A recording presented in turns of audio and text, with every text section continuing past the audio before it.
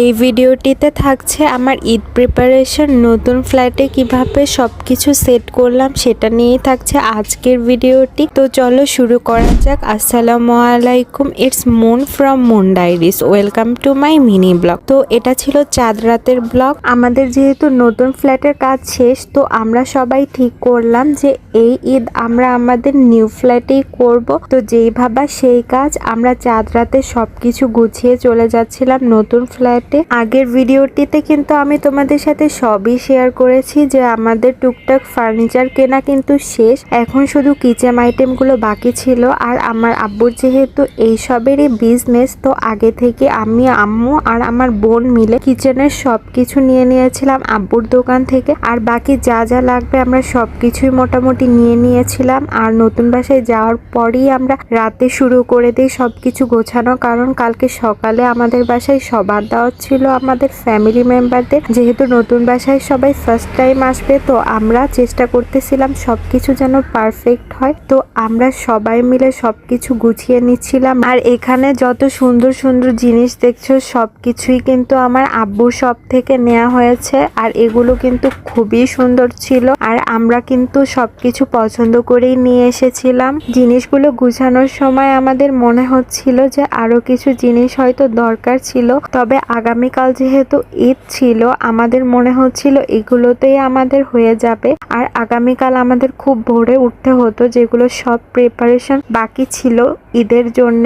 তাই আমরা খুব তাড়াহুড়া করছিলাম, যদিও আমাদের রাত 2টো বেজে যায় সবকিছু গোছাতে গোছাতে। তবে আমাদের খুবই ভালো লাগছিল, আর আমরা খুব এনজয় করে সব কাজগুলো করছিলাম। যেহেতু নতুন বাসা বলে কথা, আর নিজের বাসা বলে কথা, নিজের বাসা সাজাতে কার না বেশি ভালো লাগে। তবে সেদিন রাতে কিন্তু আমার একটুও ঘুম হয়নি, কারণ আমি এত বেশি এক্সাইটেড ছিলাম যে কালকে ঈদ আর আমার ফ্যামিলি মেম্বার সবাই আমার বাসায় আসবে। আর এই প্রথম হয়তো এত সুন্দরভাবে আমরা সবাই একসাথে ঈদ করতে পারবো, এটা ভেবেই অনেক আনন্দ লাগতেছিল।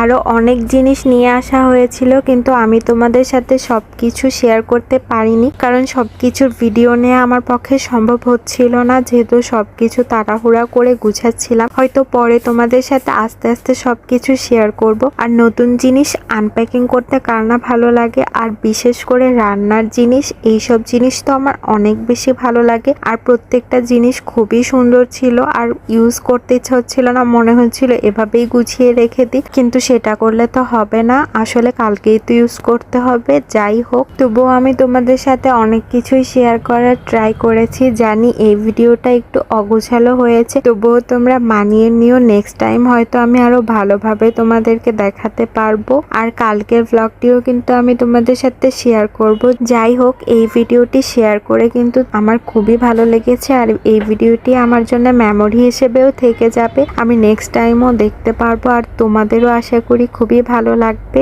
আর নেক্সট ভিডিও আমি খুব তাড়াতাড়ি দেওয়ার ট্রাই করব, যেহেতু ওটা ঈদ ভিডিও ছিল।